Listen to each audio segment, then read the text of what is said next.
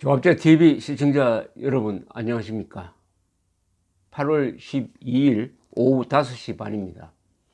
시간을 거꾸로 돌려가지고 73년 전으로 돌리면 1948년 8월 12일이 됩니다. 그때 한반도에는 무슨 일이 일어나고 있었느냐?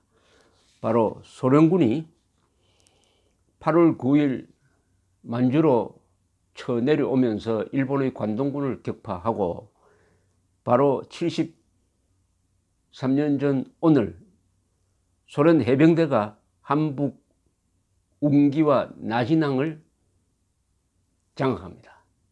이렇게 해서 마지막 전쟁이 태평양 전쟁의 마지막이 한반도로 넘어오는 순간이었습니다. 이제 건국 70주년을 3일 앞두고 있는 이 마당에 38도선이 어떻게 그어졌느냐에 대해서 제가 설명을 좀 드리려고 합니다. 많은 사람들이 38선 하면은 그거 미국과 소련이 우리의 의사와 관계없이 그은 것이지, 그것이 재앙이지 하면서 분단과 직결시킵니다. 38도선을 그은 것과 분단이 관계없는 것은 아니지만 직결되는 것은 아닙니다. 38도선을 그었기 때문에 분단이 의무적으로 자동적으로 일어난 것은 아닌 것입니다. 그리고 38도선을 우리가 확보한 것은 그나마 다행이었다. 그나마 행운이었다. 어떻게 보면 재앙으로 위장한 행운이었다. 이렇게 생각할 면이 있다는 것을 말씀드리면서 오늘날 한국인의 한민족의 삶에 결정적 영향을 끼치는 이 38도선 이야기를 지금부터 조갑제의 세계사 산책 코너로 이야기를 해드리겠습니다. 시작은 1945년 2월로 올라갑니다. 당시 얄타에서 흑해 연안의 얄타에서 스탈린, 처칠, 루스벨트가 만나가지고 2차 세계대전 후의 세계 질서를 논의를 합니다. 여기서 한반도 문제가 의제에 오르는데 그렇게 심각하게 다뤄지지가 않습니다. 그때 한반도에 대해서는 사실상 전략적으로는 별 관심이 없는 때였습니다. 다만 루스벨트는 일본과 싸우는데 태평양 전쟁에서 너무나 많은 희생을 겪고 있으니까 스탈린에게 참전해달라고 합니다. 스탈린에게. 그때 이 소련과 일본은 불가침 조약을 맺고 있었습니다. 그러니까 일종의 우방국 비슷하게 되어 있었습니다. 이때 김일성이는 소련군 장교로서 하바롭스크 근방에 있었습니다. 따라서 그 한 4, 5년 동안은 김일성은 일본과의 항일투쟁을 할 수가 없었습니다. 왜냐하면 소련과 일본이 불가침 조약을 맺고 있었기 때문이죠. 이 기간에 김일성이가 항일투쟁했다는 것은 다 거짓말입니다. 백두산 밀령에서 투쟁했다는 건 다 거짓말입니다. 사기입니다. 어쨌든 루스벨트는 스탈린에게 얄타 회담에서 참전을 해달라 이렇게 요청을 합니다. 그러니까 스탈린도 유럽에서 완전히 승리한 다음에 90일 이내에 3개월 이내에 참전하겠다. 만주로 진격하겠다. 이렇게 다짐을 합니다. 5월 초에 드디어 히틀러가 자살하고 독일, 이탈리아가 항복함으로써 유럽에서의 전쟁은 끝났습니다. 그 정확하게 3개월 뒤에 이 스탈린이 약속을 지켜서 참전을 하게 되는 거죠. 자, 그 경과를 보면은 우선 4월 5일이 되면은 1945년 4월 5일 소련은 아직 1년이 남은 소련 일본 불가침 조약을 연장하지 않겠다고 일본에 통보합니다.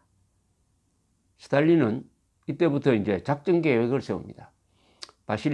바실리에프스키를 극동군 사령관으로 임명해가지고 6월 27일에 작전 계획을 완성합니다.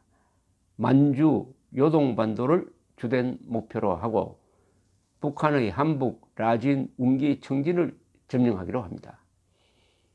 한국에서는 일본 등 반소 세력을 배제하고 미국 등과 함께 공동 점령 관리한다는 정도의 구상을 하게 되는데 치밀한 계산은 갖지 않습니다.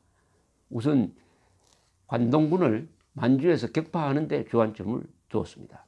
소련은 이때 김구, 이승만에 대해서는 상당히 부정적 인식을 갖고 있었다고 합니다. 1945년 7월 4일 이때는 트루만 프랑클린 루즈벨트 대통령이 갑자기 죽고 부통령이 된 트루만 대통령이 미국 대통령이 되어 있을 때였습니다. 1945년 7월 4일 미국 전쟁부의 전략정책단은 일본과 한국을 미국, 소련, 영국, 중국이 분할 점령하는 구상을 했습니다. 구상을 했다는 겁니다. 이게 확정된 게 아닙니다. 7월 10일에는 합동전쟁계획위원회가 미군이 일본과 한국의 남부를 점령하는 계획을 토의하는 정도로 거쳤지 여기에 확정된 계획이 없었습니다. 한국을 어떻게 할 거냐 하는 데 대한 확정된 계획 없이 토의만 하고 있다 이거죠. 자, 이러다가 7월 16일에 1945년 7월 16일에 지금 미국은 뉴멕시코주 로스 알라모스에서 최초의 원자폭탄 실험이 성공했습니다. 지름 330m의 거대한 구덩이가 파졌습니다. 이때 이것을 지켜본 과학자 오펜하이머는 이제 내가 죽음, 곧 세계의 파괴자가 되었다는 힌두교의 경전 문구를 생각하였다고 합니다. 트루만도 그 보고를 받고 나서 7월 25일자 일기에 이렇게 썼습니다. 우리는 역사상 가장 두려운 폭탄을 갖게 되었다. 7월 17일 독일 포츠담에서 열린 미국, 소련, 영국 정상회담에서 트루먼은 원폭을 이제 가졌으니까 자신감을 갖고 이 회담을 주도합니다. 전례 없이 자신만만한 태도를 보입니다. 영국의 처칠은 뭔가 중요한 사건이 생겼다고 눈치를 챕니다.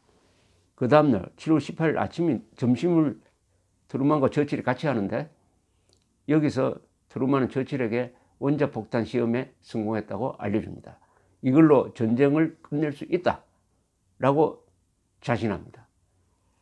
트루먼은 이때 원자폭탄을 빨리 투하해가지고 일본의 항복을 받으면은 소련군이 참전할 빌미를 없애는 게 된다. 소련군의 참전을 막으려고 합니다. 그러려면은 빨리 원자폭탄을 써가지고 일본에 항복을 해야 돼요. 그렇게 기대를 합니다. 이때 루즈벨트는 소련군이 참전하기를 학수고대했지만 트루먼은 핵폭탄을 갖게 되니까 이제는 소련군이 참전해가지고 일을 복잡하게 만드는 것을 꺼리게 되는 것입니다. 생각이 달라지게 되는 것이죠. 워싱턴에서는 원자폭탄으로 이제는 일본은 물론 한국도 단독 점령이 가능하다 하는 견해가 이렇게 등장을 합니다. 7월 24일 트루먼은 포츠담에서 스탈린에게 우리가 새로운 무기를 만들었다고 좀 지나가는 것처럼 슬쩍 이야기를 합니다. 스탈린은 잘 사용하기를 바란다라고 시큰둥한 반응을 보였습니다. 그러나 사실은 스탈린은 간첩들을 통해서 자세히 알고 있었습니다. 로스 알라모스 원자폭탄 그 제조 시설에 클라우스 푹스라는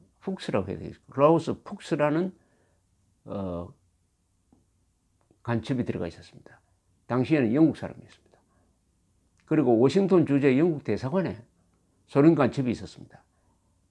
맥클린이라는 간첩이 또 원폭 관계 임무를 담당하고 있었어요. 그때 원폭 개발에 있어서 영국과 미국이 적극적으로 협력하면서 정보를 공유하고 있을 때입니다. 그러니까 두 계통의 정보를 통해서 스탈린은 미국의 원자폭탄 개발 계획을 소상히 알고 있었습니다. 또 기술적 정보까지 빼내고 있었습니다. 스탈린은 트루만의 통보를 받자마자 이 원자폭탄 개발을 지휘하고 있던 비밀 경찰 총수 베리아에게 연락해가지고 빨리 만들라고 독촉을 합니다. 결국 1949년에 만들게 되죠. 그것이 김일성을 앞세워가지고 한국전을 일으키는 하나의 그 중요한 동기가 됩니다.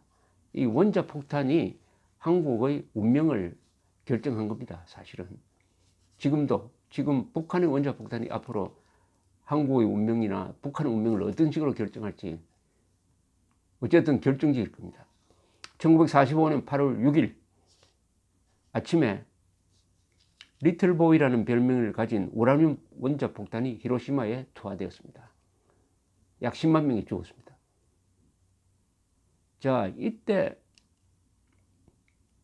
일본이 막 항복을 선언했으면은 소련군이 침략할 명분을 잃게 됩니다. 하지 않았어요. 그러던 사이에 8월 9일 오전 나가사키에 또 패트맨이라는 별명이 있는 플루토늄 원자폭탄이 투하되었습니다. 나가사키는 참 이 불운한 경우입니다. 원래 원자폭탄을 그날 8월 9일 목표는 어디였느냐 하면은 규슈의 제일 북쪽에 있는 고쿠라 지역이었습니다. 지금 기타 규슈. 원자폭탄을 실은 B-29가 그 상공을 선회하는데 안개가 끼고 해가지고 제대로 표적을 맞출 수가 없었어요. 그래서 후보 지역으로 설정했던 나가사키에 와가지고 또 원자폭탄을 떨어뜨리려고 선회를 하니까 또 구름이 끼어서 그냥 돌아갈까 하는데 마지막에 구름이 열렸습니다. 그게 원자폭탄을 투하한 거죠. 나가사키에. 이렇게 해서 히로시마, 나가사키에서 수십만 명이 죽고 한국 사람 또한 여기서 수만 명이 죽고 또 수백 명의 미군 포로들도 같이 죽었습니다. 이 일본의 대응을 보면 이렇습니다. 7월 26일 7월 하순이군요. 7월 하순 포츠담 독일의 포츠담 회의에서 미국, 영국, 소련의 공동 성명으로 일본의 무조건 항복을 요구를 합니다. 그런데 거기에 대한 반응이 8월 2일에 나옵니다. 일본은 무조건 항복을 요구한 포츠담 선언을 묵살하겠다고 발표를 합니다. 이때 사실은 일본은 정보기관 여러 스위스 등등을 통해서 연합국과 항복 조건을 타진을 하고 있었어요. 그 중요한 조건이 천황제를 유지하는 것이었습니다. 천황제를 유지하도록 해주면은 항복하겠다고 했는데 그게 확실한 대답을 주지 않습니다. 그러는 사이에 이 항복 이야기를 일본의 전쟁 지도부에서 꺼내니까 군대가 강력하게 반발을 했습니다. 결사항전을 주장했습니다. 그러니까 외교를 맡은 사람도 어떻게 할 수가 없어가지고 일단 묵살을 발표를 합니다. 거부라고 발표를 하면은 완전히 이거는 끝나는 건데 묵살, 그보다 약한 단계, 묵살이라고 발표했는데도 연합국은 이건 거부다. 거부를 의미한다라고 판단을 했습니다. 이때 만약 8월 2일 날 일본이 항복하겠다. 며칠 시간을 달라 했으면은 소련군은 전쟁에 개입하지 못했을 것입니다. 그렇다면은 일본은 원자폭탄도 맞지 않고 우리는 38선으로 분단되지도 않았을 것입니다. 바로 이 결정적인 시기에 며칠, 한 일주일 정도 늦추는 바람에 원자폭탄도 맞고 한반도는 분단이 되었습니다. 이 결정적인 순간일 때는 사소한 것이 엄청난 영향을 끼치게 되는 것입니다. 이 역사의 교훈입니다. 이 크게 돌아갈 때 작은 실수는 그것은 치명적 결과를 낳는다 하는 것을 볼 수가 있습니다. 이 38도선 이야기는 그 전부터 미국 사람들의 또는 일본 사람들의 러시아 사람들의 머릿속에 있었던 하나의 개념입니다. 한반도의 가장 가운데를 가르는 것이 38도선이니까. 예컨대 이렇습니다. 1903년 러시아는 러일전쟁 전입니다. 일본에 39도선을 경계로 조선을 분할하자는 제의를 했으나 일본은 거부를 합니다. 그보다 1896년에는 일본이 러시아에 38도선이나 39도선을 경계로 조선을 분할하자는 제의를 했으나 그때는 또 러시아가 반대한 적이 있습니다. 1593년 도요토미 히데요시는 명과, 그때 임진왜란 중인데 명과 조선을 또 분할하는 협상을 하는데 조선 지역의 경기, 충청, 전라, 경상도를 일본에 넘기고 조선은 그 북쪽만 통치하라. 그것도 38선하고 거의 비슷합니다. 이런 제안을 명나라에 한 적이 있지만 명나라가 이걸 거부를 합니다. 이 포츠담 회담에 미소 군사회담이 따로 있었는데 이때 미국 합참 소속의 전략정책단장 링컨 준장이 배석을 합니다. 이 링컨 준장이 나중에 가면은 이 38도선 걷는데 중요한 역할을 하게 됩니다. 자, 드디어 8월 9일 소련군 158만 명이 만주로 쳐내려옵니다. 관동군은 무너집니다. 수십만의 일본 관동군이 있었지만은 그 핵심 전력은 남방전선으로 다 빼놓았기 때문에 아주 손쉽게 무너져 버립니다. 이날 8월 9일 한북 경흥군에 소련군이 들어옵니다. 그리고 12일에는 소련 해병대가 한북 운기 그리고 나진항을 장악합니다. 13일에는 청지를 공격합니다. 그리하여 16일에 점령을 하게 됩니다.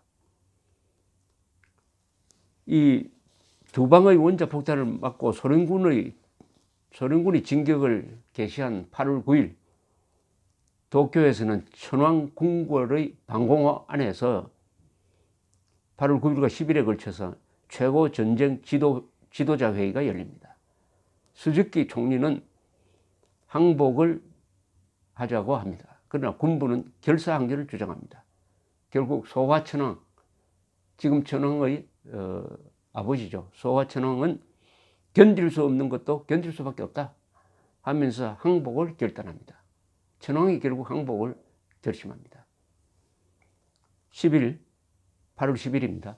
일본 정부는 스위스와 스웨덴의 일본 공사관을 통하여 연합국 측에 천황제 유지를 조건으로 항복하겠다는 통보를 합니다.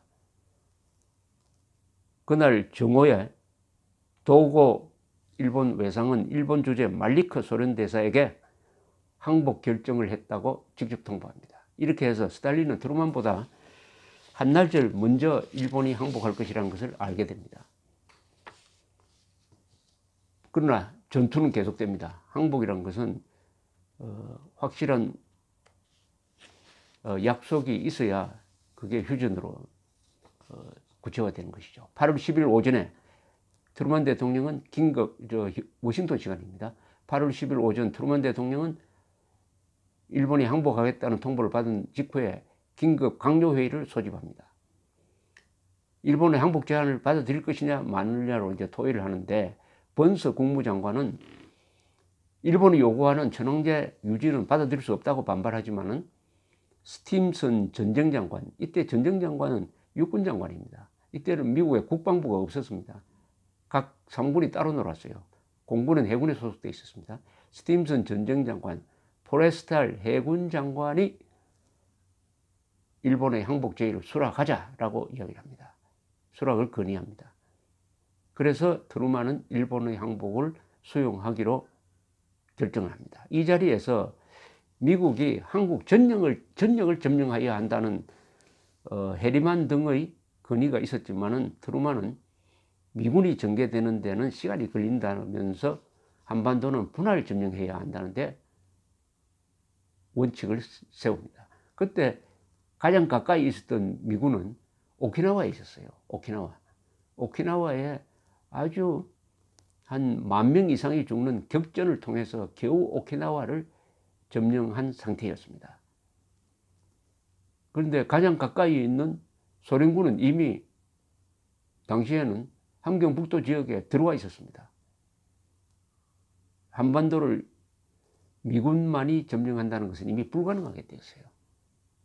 오히려 한반도가 몽땅 소련군의 진격, 급속하게 남하하는 소련군에 다 먹히지 않는다면 그게 다행인 상황이 전개되고 말았습니다. 역시 군사적 상황이 절대적인 요건이죠. 8월 10일 저녁입니다. 전정부 차관보, 육군, 전쟁에서 육군입니다. 육군 승리를 의미하는데요. 그때는 전정부라고 그랬습니다. 전정부 차관보 존 맥클로이는 그 파견 근무를 하고 있던 두 육군 대령 딘 러스크와 찰스 본스틸을 부릅니다.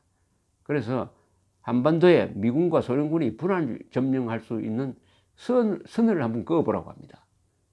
그건 어떤 지침을 주는 게 아닙니다.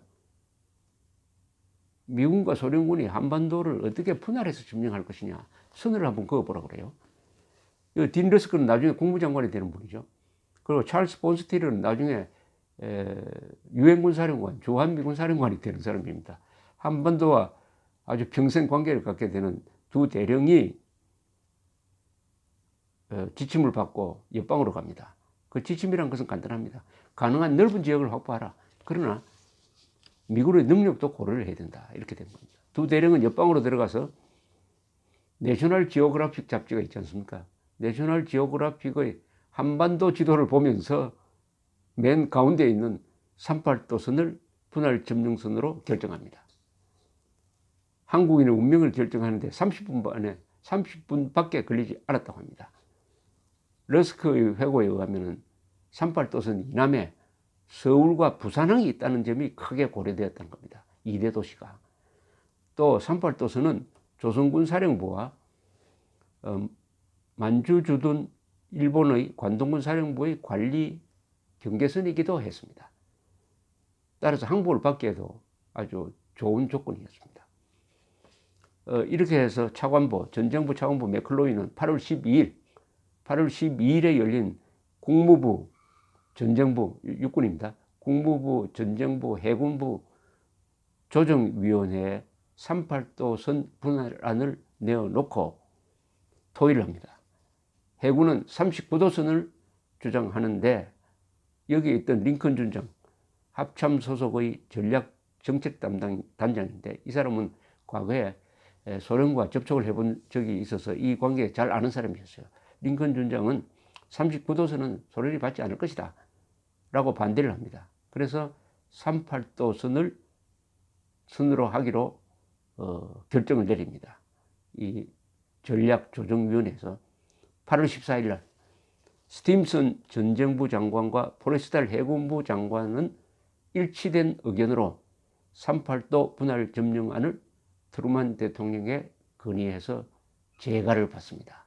이제 미국의 방침이 정해졌습니다. 문제는 스탈린에게 통보를 하고 스탈린의 동의를 받는 절차였습니다. 8월 15일 트루만 대통령은 스탈린에게 한반도 분할 점령안을 통보합니다. 우리는 이렇게 생각한다. 38도선에서 북쪽은 소련군, 남쪽은 미군이 점령을 하자. 그러면서 오키나와에 주둔하고 있는 미 24군단을 한국으로 보내도록 메가더 사령관에게 미리 지시를 해놓습니다. 스탈린은 8월 16일 바로 다음 날입니다.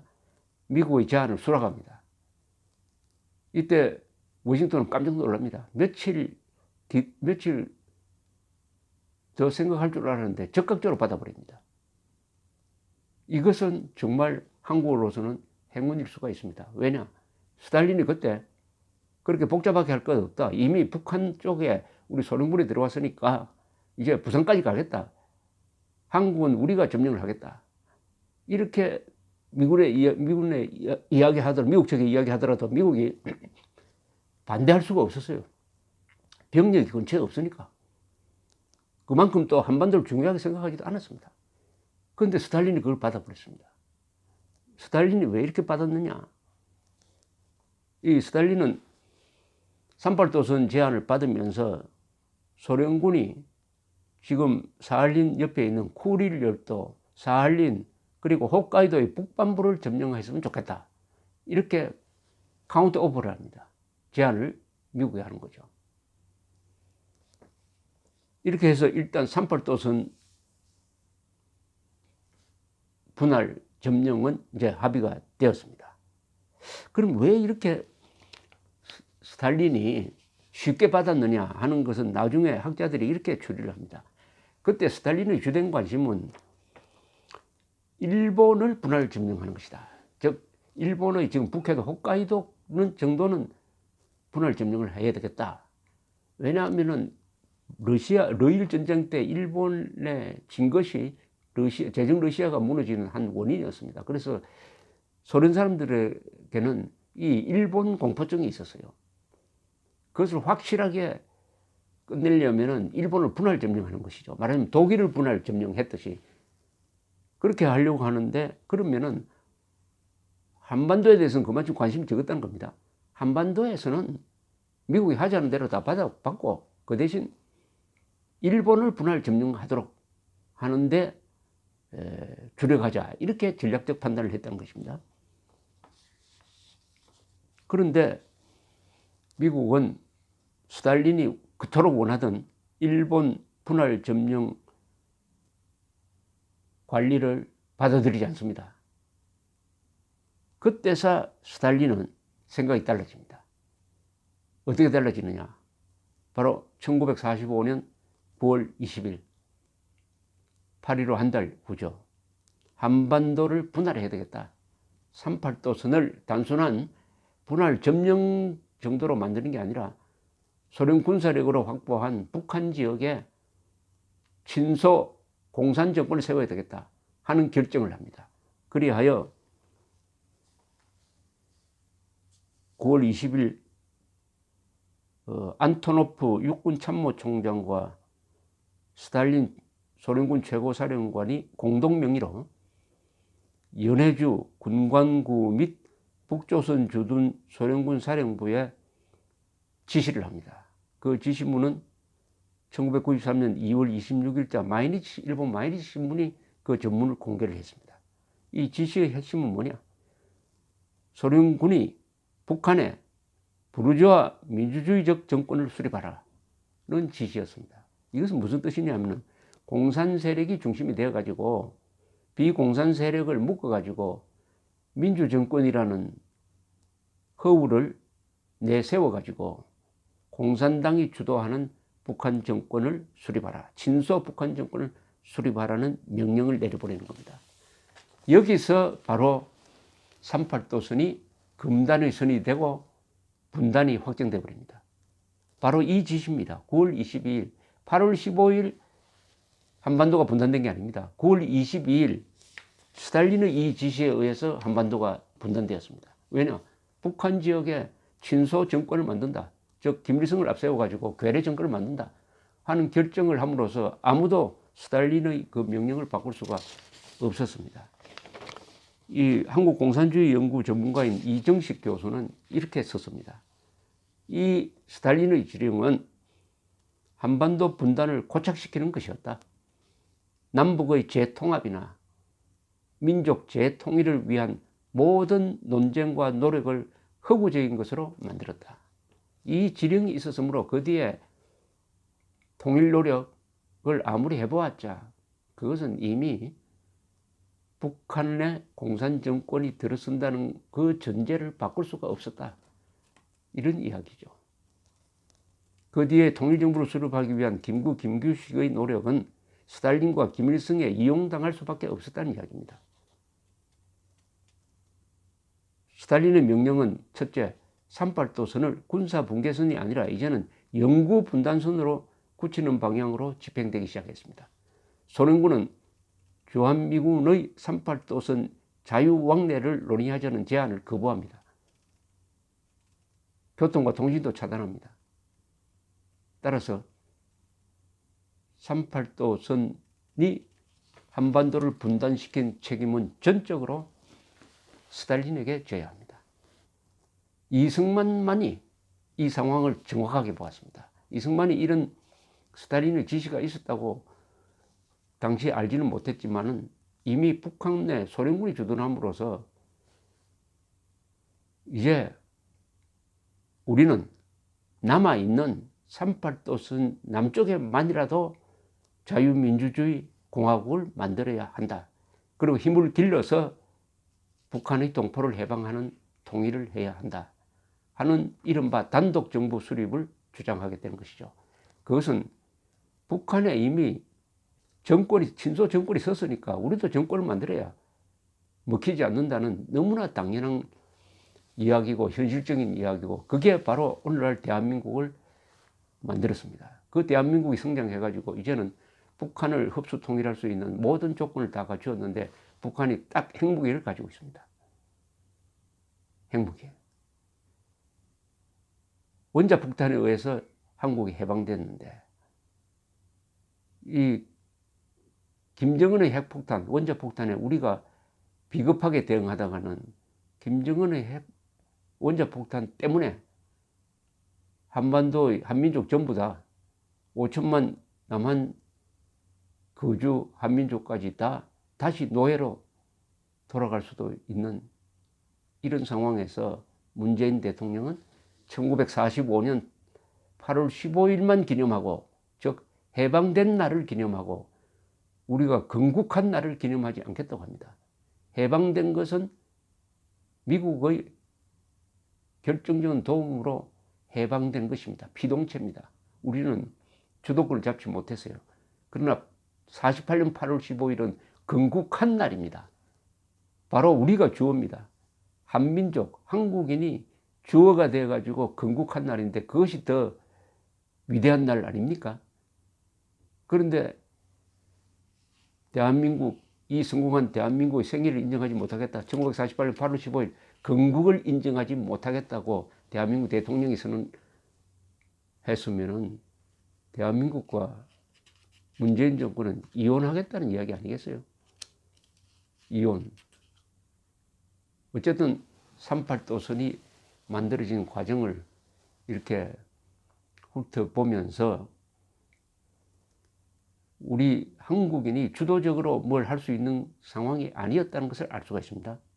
그러나 38도선이 그어진 다음에 이승만의 위대한 영도력에 의해서 그 상황을 최선의 결과를 만드는 방향으로 그 상황을 이용했다, 또는 그 상황에 적응했다는 것을 알 수가 있습니다. 이승만 대통령을 저주하는 사람은 바로 이런 점을 모르게 되니까 조국에 대한 감사하는 마음, 미국에 감사하는 마음, 이승만에 감사하는 마음도 사라지게 되죠. 고마워할 줄 모르는 사람은 반드시 인생이 실패합니다. 감사합니다.